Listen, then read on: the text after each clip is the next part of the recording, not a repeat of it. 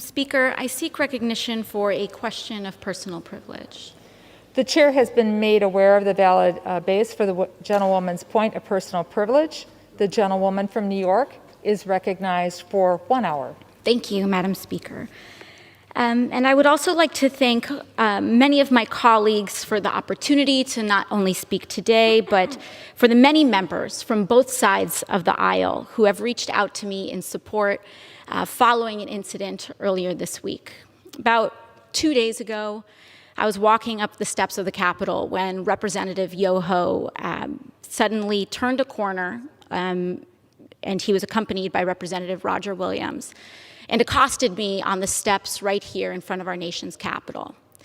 I was minding my own business, walking up the steps, and Representative Yoho put his finger in my face. He called me disgusting. He called me crazy. He called me out of my mind. And he called me dangerous. And then he took a few more steps, and after I had recognized his comments as rude, he walked away and said, "I'm rude. You're calling me rude." I took a few steps ahead, and I walked inside and cast my vote, because my constituents send me here each and every day to fight for them and to make sure that they are able to keep a roof over their head, that they're able to feed their families, and that they're able to carry their lives with dignity. I walked back out, and there were reporters in the front of the Capitol, and in front of reporters, Representative Yoho called me, and I quote, "a fucking bitch." These are the words that Representative Yoho levied against a congresswoman, the congresswoman that not only represents New York's 14th congressional district, but every congresswoman and every woman in this country, because all of us have had to deal with this in some form, some way, some shape, at some point in our lives. And I want to be clear that Representative Yoho's comments were not deeply hurtful or piercing to me, because I have worked a working class job. I have waited tables in restaurants. I have ridden the subway. I have walked the streets in New York City. And this kind of language is not new. I have encountered words uttered by Mr. Yoho and men uttering the same words as Mr. Yoho while I was being harassed in restaurants. I have tossed men out of bars that have used language like Mr. Yoho's. And I have encountered this type of harassment riding the subway in New York City. This is not new. And that is the problem. Mr. Yoho was not alone. He was walking shoulder to shoulder with Representative Roger Williams. And that's when we start to see that this issue is not about one incident. It is cultural. It is a culture of lack of impunity, of accepting of violence and violent language against women, and an entire structure of power that supports that.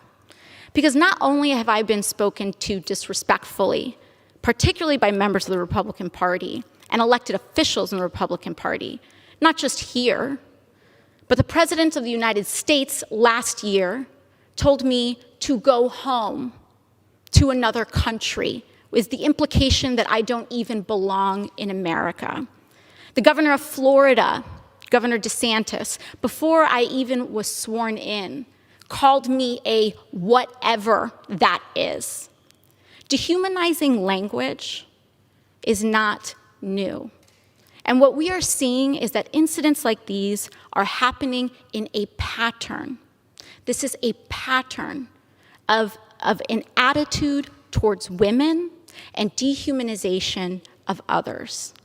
So while I was not deeply hurt or offended by little comments that are made, when I was reflecting on this, I honestly thought that I was just going to pack it up and go home. It's just another day, right? But then yesterday, Representative Yoho decided to come to the floor of the House of Representatives and make excuses for his behavior. And that I could not let go. I could not allow my nieces, I could not allow the little girls that I go home to, I could not allow victims of verbal abuse and worse to see that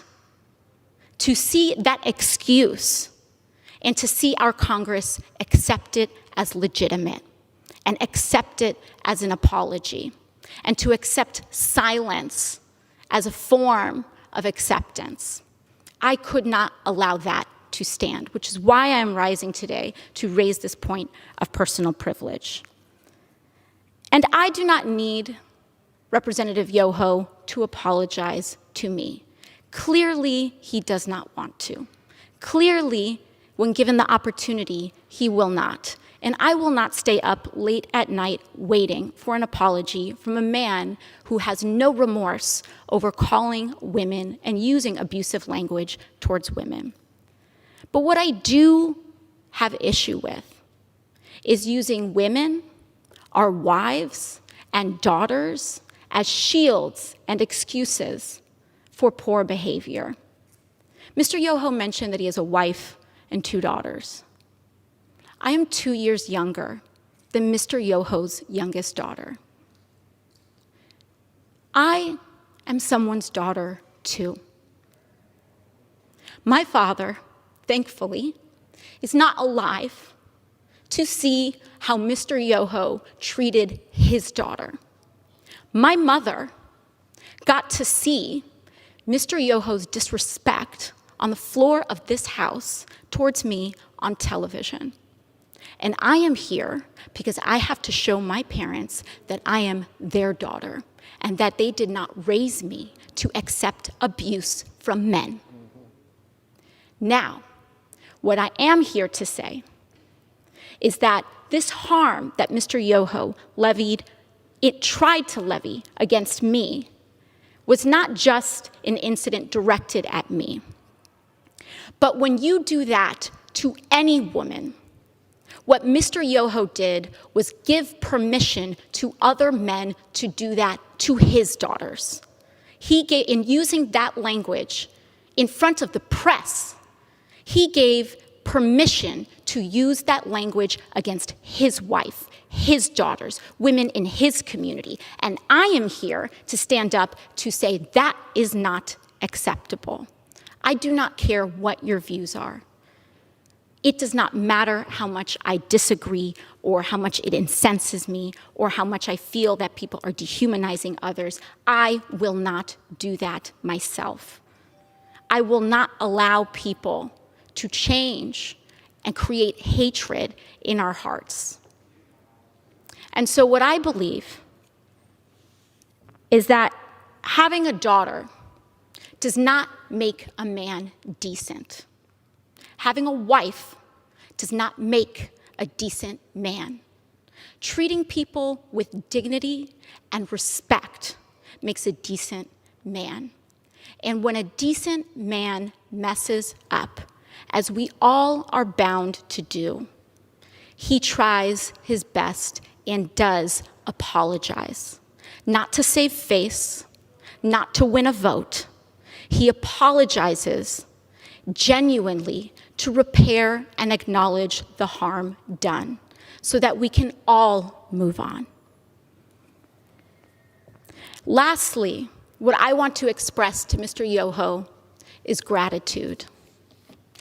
I want to thank him for showing the world that you can be a powerful man and accost women. You can have daughters and accost women without remorse. You can be married and accost women. You can take photos and project an image to the world of being a family man and accost women without remorse and with a sense of impunity. It happens every day in this country. It happened here on the steps of our nation's capital. It happens when individuals who hold the highest office in this land admit to hurting women and using this language against all of us. But once again, I thank my colleagues for joining us today. I will reserve the hour of my time, and I will yield to my colleague, Representative Jayapal of Washington. Thank you.